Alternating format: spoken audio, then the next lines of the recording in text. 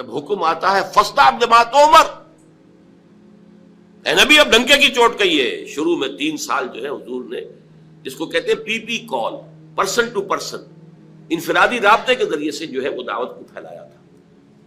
اب آپ کے پاس حکم آ گیا فاصدع بما تؤمر. اے نبی بس اب یہ جو لو پروفائل میں، یہ نوٹ کر لیجئے، خفیہ دعوت کا کوئی دور محمد رسول اللہ صلی اللہ علیہ وسلم کی اس جد و جہد میں نہیں آیا. کوئی خفیہ بات نہیں تھی، انڈر گراؤنڈ موومنٹ نہیں تھی، ہرگز نہیں. البتہ لو پروفائل میں پرسن ٹو پرسن کانٹیکٹ کے ذریعے سے بات پھیل رہی تھی.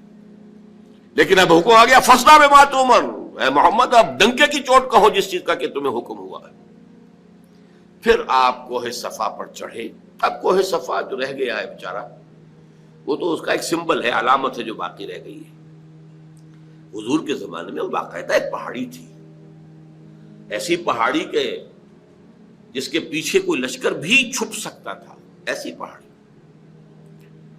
بہرحال یہ چونکہ عرب کا دستور تھا، یہیں سے ہمیں ایک بات معلوم ہوتی ہے کہ دعوت کے لیے جو بھی آپ کے زمانے میں مروجہ ہو طریقے، ان سب کو اختیار کرنا.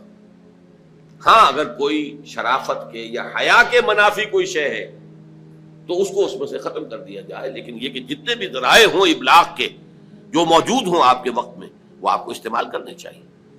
جب حکم ہوا فاصدع بما تؤمر تو آپ نے رواج کے مطابق یہ شکل اختیار کی. رواج کیا تھا؟ عرب میں آپ کو معلوم ہے کہ قبائل ایک دوسرے پر حملہ کرتے رہتے تھے، غارت گری ہوتی تھی، لوٹ مار ہوتا تھا. تو اگر کسی کو یہ اطلاع مل جاتی تھی کسی قبیلے کے فرد کو کہ فلاں قبیلہ ہم پر حملے کا پروگرام بنا رہا ہے، اور ہو سکتا ہے آج ہی رات کو، اور رات کو بھی نہیں، وہ جس کے آپ کہتے ہیں small hours of the morning, اس میں وہ آ کر حملہ کیا کرتے تھے 2 3 4 بجے، جبکہ نیند کا انتہائی غلبہ ہوتا ہے لوگوں پر.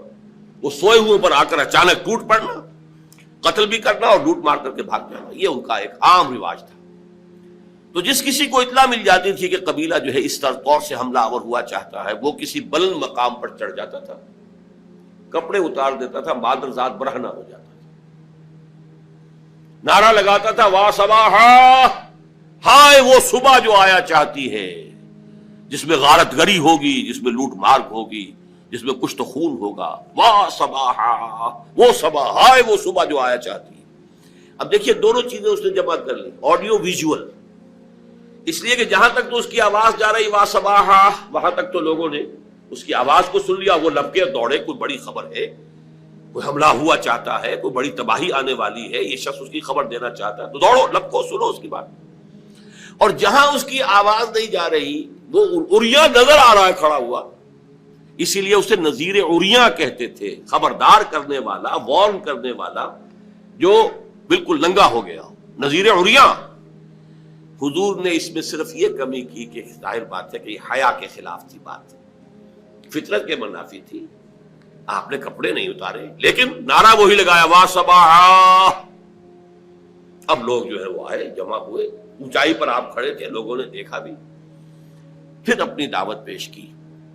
اور آپ کے علم میں ہے یہ واقعات تو سب جانے بوجھے ہیں کہ اس مجمع میں سے سگا چچا بولتا ہے تبا لکا لہذا جمعتنا، تمہارے لیے ہلاکت اور بربادی ہو. کیا تم نے اس کام کے لیے ہمیں جمع کیا تھا؟ ہم سمجھے تھے کوئی واقعی خبر تم دینے والے ہو، تم کوئی بات بتانے والے. اور نوٹ کیجیے جو میں نے عرض کیا تھا، وہ پہاڑی کتنی بڑی تھی کہ حضور نے پہلے یہ کہا کہ لوگوں اگر میں تمہیں یہ خبر دوں کہ اس پہاڑی کے پیچھے دشمن کا لشکر ہے جو تم پر ٹوٹ پڑنا چاہتا ہے، تو میری بات مانو گے کہ نہیں؟ یعنی وہ پہاڑی اتنی تھی کہ اس کے پیچھے کوئی گروہ، کوئی لشکر جو ہے وہ چھپ سکتا تھا. تو نے کہا ضرور. ایک تو اس لیے کہ آپ بلندی کے مقام پر پہاڑی پر کھڑے ہیں، پہاڑ کے دونوں طرف دیکھ رہے ہیں، اور دوسرے یہ کہ آپ نے تو کبھی جھوٹ بولا ہی نہیں، آپ صادق الامین ہیں. یہ پہلے گواہی لے کر آپ نے بات کی ہے اپنی.